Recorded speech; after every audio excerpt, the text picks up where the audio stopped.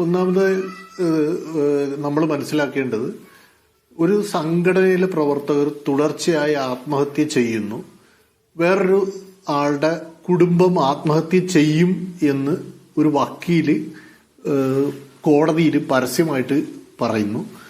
പിന്നെ ഇന്ന് നോക്കിയപ്പോൾ ഒരു പ്രവർത്തക ആത്മഹത്യാ ശ്രമം നടത്തി. ഒന്നാമത്തെ കാര്യം എന്താണെന്ന് വെച്ചാൽ ഈ RSS എന്ന് പറയുന്ന ഹിന്ദുത്വ ഫാഷിസ്റ്റ് പ്രസ്ഥാനം പ്രചരിപ്പിക്കുന്നത് വെറുപ്പും ഭീതിയും ഒക്കെയാണ്. ഞാൻ ഒരു വളരെ സിമ്പിളായിട്ട് നമ്മൾ ചിന്തിച്ചു നോക്കുക. 24 മണിക്കൂർ ഈ എഴുന്നേറ്റിരുന്ന് വെറുപ്പും ഭീതിയും പ്രചരിപ്പിക്കുന്ന ഒരാൾക്ക് ജീവിതത്തോട് എന്ത് ഇഷ്ടമാണ്, അല്ലെങ്കിൽ ആ ജീവിതം മുന്നോട്ട് പോകണമെന്ന് എന്ത് താല്പര്യമാണ് ഉണ്ടാകുന്നത്? ഇതേ ഫാഷിസ്റ്റ് പ്രസ്ഥാനത്തിന്റെ നേതാവായിരുന്ന ഹിറ്റ്ലർ എന്താ ചെയ്തത്? അവസാനം ആത്മഹത്യയിലേക്ക് അദ്ദേഹം പോയത്. എനിക്കിന്ന് ശ്രീ ഗോപാലകൃഷ്ണന്റെ ഒരു പത്രസമ്മേളനത്തിലെ ഒരു വരി കേട്ടപ്പോ എനിക്ക് സത്യം പറഞ്ഞ മനുഷ്യര് ഇങ്ങനെ ആത്മഹത്യ ചെയ്തുകൊണ്ട് നമ്മൾ സന്തോഷിക്കാൻ പാടില്ല. അങ്ങനെയുള്ള ഒരാള്, അങ്ങനെ ഉള്ള ഒരു മനസ്ഥിതി വേണമെന്നും ഞാൻ ആഗ്രഹിക്കുന്നുമില്ല. പക്ഷെ അദ്ദേഹം പറഞ്ഞ ഒരു വാക്കിതായിരുന്നു, അയാൾ ഒരു മാനസിക വിഭ്രാന്തിയിൽ നിന്നുകൊണ്ട് അത് ചെയ്തതാണെന്ന്. അപ്പൊ ഞാൻ പെട്ടെന്ന് ഓർത്തത്, ഈ കഴിഞ്ഞ കുറെ കാലമായിട്ട് ശ്രീ പിണറായി വിജയന്റെ സർക്കാർ RSSകാരെ പ്രതികളായിട്ട് വരുന്ന കേസ് പിടിക്കുമ്പോൾ ഉടനെ പറയുന്ന ഒരു കാര്യമുണ്ട്, പ്രതി മാനസിക രോഗി ആയിരുന്നു എന്ന് പറഞ്ഞു.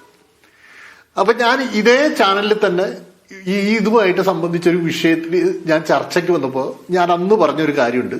ഒരാൾ പിന്നെ RSSകാരനാകുമ്പോൾ തന്നെ അയാള് മാനസിക വിഭ്രാന്തിയുള്ള അല്ലെങ്കിൽ ഒരു രോഗിയായ ഒരു മനുഷ്യനായി മാറുകയാണ്. കാരണം ഈ രാവിലെ എഴുന്നേറ്റിട്ട് ഈ ഇസ്ലാമോഫോബിയ പ്രചരിപ്പിക്കുക, അല്ലെങ്കിൽ ഏതെങ്കിലും മിഷനറിമാരെയോ അല്ലെങ്കിൽ ഏതെങ്കിലും സുവിശേഷ പ്രവർത്തകരെയോ അങ്ങനെ ആക്രമിക്കുക എന്നൊക്കെ പറഞ്ഞിട്ട് അതേ ആളുകൾ തന്നെ പറയുകയാണ് സംഘം കാവലുണ്ട്, അവരുടെ പ്രവർത്തകർക്ക് സംഘം കാവലുണ്ട് എന്നാണ് പറയുന്നത്. പക്ഷെ ഈ കാവലുണ്ടെന്ന് പറയുന്ന അതേ ആളുകൾ തന്നെ ഇങ്ങനെ സ്വയം മരിച്ചുകൊണ്ടേയിരിക്കുകയാണ്.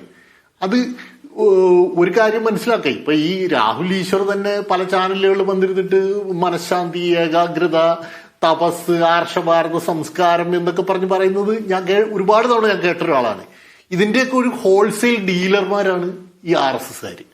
എന്നിട്ട് ഇവര് തന്നെ ഇവരുടെ ഈ പ്രസ്ഥാനത്തിലുള്ളവർ തന്നെ ആത്മഹത്യ ചെയ്യുമ്പോൾ അതിന് അവര് പറയുന്നത് അതൊരു മാനസിക വിഭ്രാന്തിയിൽ നിന്നുണ്ടായതാണെന്ന്.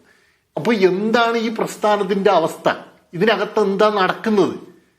തിരുമലയില് തൃക്കണ്ണാപുരത്ത് മണ്ഡൽക്കാരി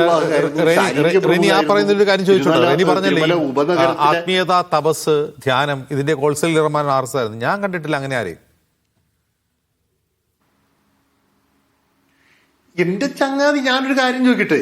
ഇപ്പൊ ഈ യോഗ കൊണ്ട് ഉള്ള ഉപയോഗങ്ങളെ കുറിച്ച്, അതിന്റെ പിന്നെ എന്താ പറയുക ഗുണഗണങ്ങളെ കുറിച്ചൊക്കെ ഒരുപാട് കാര്യങ്ങളൊക്കെ യോഗാ ദിനത്തിനും അല്ലാതെയൊക്കെ നമ്മൾ കേൾക്കുന്നില്ലേ? അതിവിടെ ചെയ്യുന്നില്ലേ? ഇപ്പൊ ഈ പറഞ്ഞ തിരുവനന്തപുരത്താണ് ഈ ആത്മഹത്യകൾ നടന്നത്. ഞാൻ തിരുവനന്തപുരത്തുകാരനാണ്. ഈ തിരുവനന്തപുരത്ത് തന്നെ നിങ്ങൾ എടുത്തു നോക്കുക, RSSുമായിട്ട് വളരെ ചേർന്ന് നിൽക്കുന്ന ഒരു പിന്നെ എന്താ പറയുക ആശ്രമമാണ് നമ്മുടെ ചെങ്കോട്ടുകുളത്തെ ആശ്രമം.